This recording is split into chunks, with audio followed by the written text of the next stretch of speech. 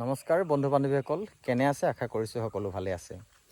আজি মই আকৌ নামঘৰলৈ যাব ওলাইছোঁ।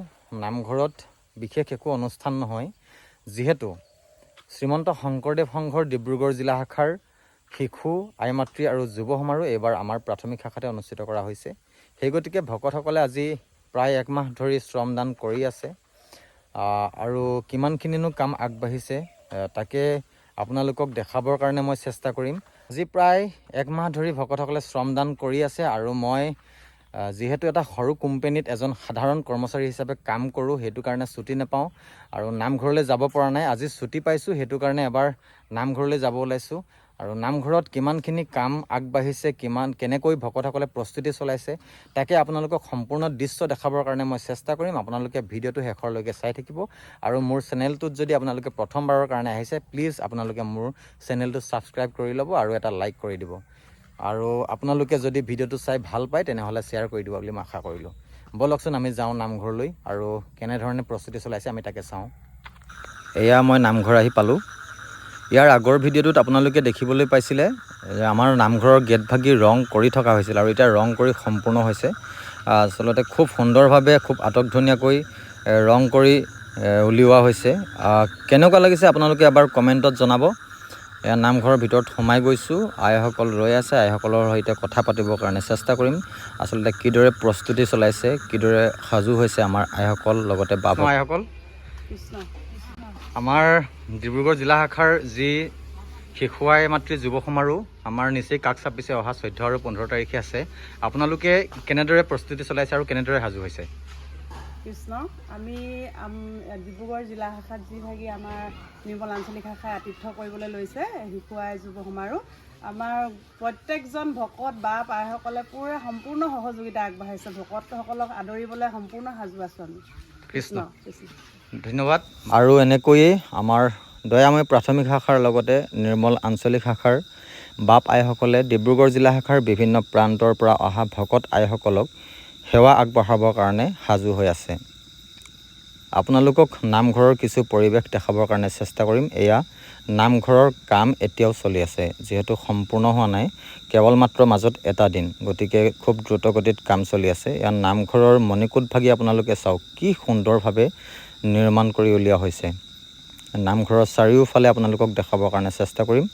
এয়া চাওক, নতুনকৈ আকৌ ৰং কৰি নিৰ্মাণ কৰি উলিওৱা হৈছে। নামঘৰ ভাগি কেনে লাগিছে আপোনালোকে এবাৰ কমেণ্ট কৰি জনাব আৰু ভাল লাগিলে আপোনালোকে লাইক আৰু শ্বেয়াৰ কৰি দিব বুলি আশা কৰিছোঁ। কাম কৰি থকা ভকতসকলক আইসকলে অকণমান চাহৰ ব্যৱস্থা কৰিছে, চাহ খুৱাবৰ কাৰণে চেষ্টা কৰিছে। চাহৰ লগতে আজি আইসকলে ভকতসকলক খুৱাবৰ বাবে ইয়াৰ ৰবাব টেঙা চকলিয়াইছে। আজি বহুদিনৰ মূৰত ময়ো ভকতসকলৰ লগতেই ৰবাব টেঙা খাবলৈ পাম। গতিকে চাওক আপোনালোকে কি ধুনীয়াকৈ তেওঁলোকে ৰবাব টেঙা কাটিছে। আপোনালোকে চাওক, আপোনালোকৰো যদি খাবলৈ মন যায় তেনেহ'লে অহা কাইলৈও আমাৰ নামঘৰত শ্ৰমদান হ'ব আৰু আমাৰ নামঘৰলৈ আহিলে আপোনালোকে ৰবাব টেঙাৰ জুতি ল'ব পাৰিব। লগতে ভকতসকলৰ কাৰণে সিদ্ধও ব্যৱস্থা কৰা হৈছে। যিহেতু ৰাতিপুৱাৰ পৰা ভকতসকলে কাম কৰি আছে, দিনে নিশাই কাম কৰি আছে, সেইকাৰণে ভকতসকলৰ কাৰণে সিদ্ধৰ ব্যৱস্থা কৰা হৈছে। ভকতসকলে ইয়াত টেঙাৰ জুতি লৈছে। ভকতসকলৰ লগতে ময়ো আজি টেঙা খাবলৈ পালোঁ, খুব ভাল লাগিলে টেঙাৰ সোৱাদ লৈ। আৰু এই মঞ্চভাগি যে আপোনালোকে দেখিবলৈ পাইছে, এই ভাগি হৈছে সাহিত্য শাখাৰ যিবিলাক প্ৰতিযোগিতা অনুষ্ঠিত হ'ব, এই মঞ্চতে অনুষ্ঠিত হ'ব। আৰু এইটো হৈছে সাহিত্য শাখা মঞ্চ আৰু এই নামঘৰৰ নিচেই কাষতে এই মঞ্চভাগি তৈয়াৰ কৰি উলিওৱা হৈছে। ইয়াতে আমাৰ সাহিত্য শাখাৰ যিবিলাক প্ৰতিযোগিতা হ'ব, এই মঞ্চতে অনুষ্ঠিত কৰা হ'ব।